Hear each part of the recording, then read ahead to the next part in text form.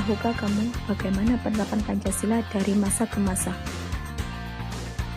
Penerapan Pancasila masa awal kemerdekaan tahun 1945 sampai 1959. Yang kedua, masa Orde Lama tahun 1959 sampai 1966. Yang ketiga, masa Orde Baru tahun 1966 sampai 1998. Yang keempat, masa Reformasi tahun 1998 sampai dengan sekarang. Masa awal kemerdekaan tahun 1945 sampai dengan 1959. Pemberontakan PKI di Madiun yang dipimpin oleh musuh pada tanggal 18 September 1948. Tujuannya mendirikan negara Soviet Indonesia yang berideologi komunis. Pada akhirnya pemberontakan dapat digagalkan. Pemberontakan DI atau DII tujuannya adalah mengganti Pancasila sebagai dasar negara dengan syariat Islam, tetapi gerakannya bertentangan dengan ajaran Islam sebenarnya. Upaya penumpasan pemberontakan memakan waktu lama, namun bisa ditangkap pada tanggal 4 Juni 1962. Pemberontakan Republik Maluku Selatan dipimpin oleh Christopher Robert Stephen Sumekri pada tanggal 25 April 1950 yang bertujuan membentuk negara sendiri. RMS di Ambon dikalahkan oleh militer Indonesia sehingga kekalahan Ambon berujung pada pengusiran RMS ke Serang. Pemerintahan Revolusioner Republik Indonesia. Gerakan ini merupakan koreksi terhadap pemerintah pusat yang dipimpin oleh Presiden Soekarno, karena pada saat itu Soekarno tidak bisa diberi nasihat dalam menjalankan pemerintahan sehingga terjadi ketimpangan sosial. APRA yang didirikan oleh Kapten Raman Westering pada tanggal 15 Januari 1949 yang bertujuan melakukan kudeta terhadap pemerintahan RI dan berhasil menduduki wilayah Bandung. Namun kudeta yang dilakukan mengalami kegagalan dan mempercepat pembubaran RIS sehingga dapat kembali ke bentuk NKRI. Masa Orde Lama 1959 sampai 1966. Periode ini dikenal dengan demokrasi terpimpin yang seluruh keputusan dan pemikiran negara berpusat pada presiden. Dicetuskan karena banyaknya gerakan separatis yang menyebabkan ketidakstabilan negara, tersendatnya pembangunan ekonomi, sehingga dikeluarkannya dekret Presiden 5 Juli 1959. Masa Orde Baru 1966 sampai 1998 merupakan masa transisi dengan konsep demokrasi Pancasila, pembubaran PKI, dan menciptakan keamanan pasca pemberontakan PKI. Pada masa ini lembaga persidangan menjadi pengontrol utama. Masa ini juga memunculkan berbagai macam kasus pelanggaran HAM.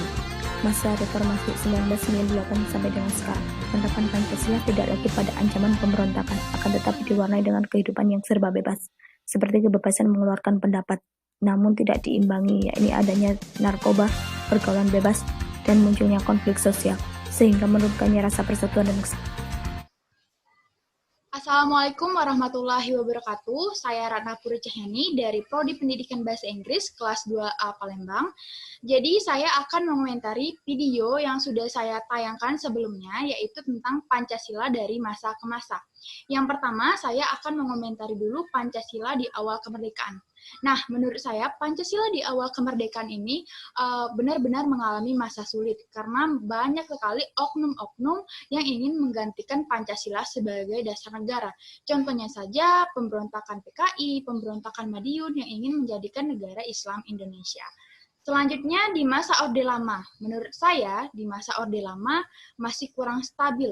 Contohnya saja dalam penerapan sila Pancasila yang keempat. Di sila Pancasila keempat itu kan lebih mengutamakan musyawarah mufakat, tetapi pada masa Orde Lama waktu itu masih dengan sistem voting. Jadi kesimpulannya ya Pancasila belum terlaksanakan dengan baik.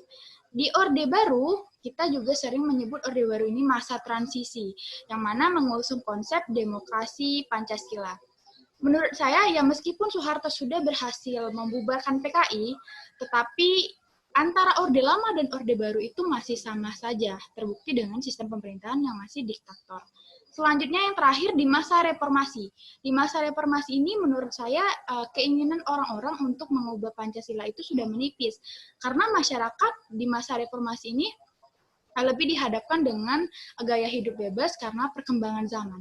Tetapi yang perlu dikhawatirkan adalah akan munculnya ideologi lain yang disusup dari teknologi.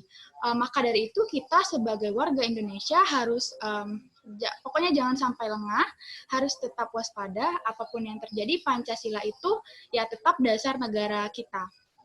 Jadi itu saja komentar saya untuk video yang sebelumnya. Mohon maaf apabila ada salah kata. Wassalamualaikum warahmatullahi wabarakatuh.